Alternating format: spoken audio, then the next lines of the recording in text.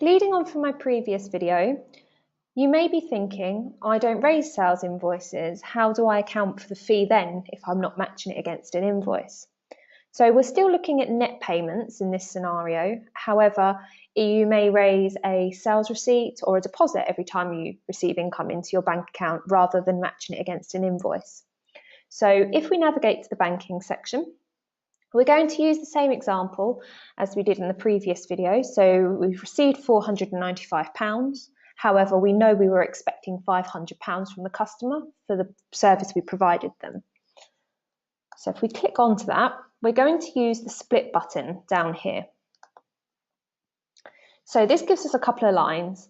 So the first line, we have received the money from Zulu, which is the customer.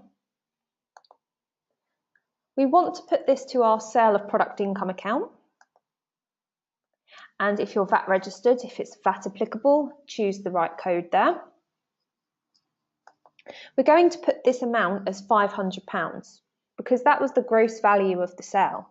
If we only entered a deposit or sales receipt for £495, we're effectively understating our sales by £5. That may not seem a lot in this example, however, fees may be more, or if you do this on a regular occasion, that can become a problem in your bookkeeping. If I enter that top line in, you'll then see that the difference reads £5, which we know is that fee amount that we spoke about. So we do exactly the same. We put this receipt from sum up. We're going to put the category as sum up fees.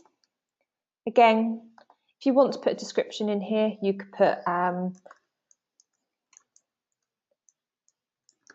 relating to payment from Zulu Ltd. Because don't forget, we're sending this to a separate account. The correct VAT code in this case is exempt purchases because we're not selling anything to SumUp, we're actually taking a service from SumUp, so we're purchasing something. And the amount will be £5, but don't forget that minus.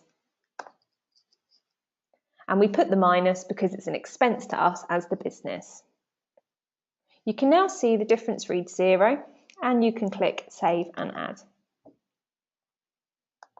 Within your sale of product income account, if we run this,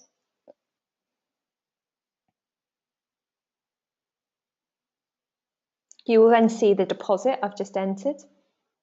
Obviously, this amount is net of VAT as well, so that's why this figure may show differently. But you should also have that split element in your expense account for SumUp for the £5, which we can see here.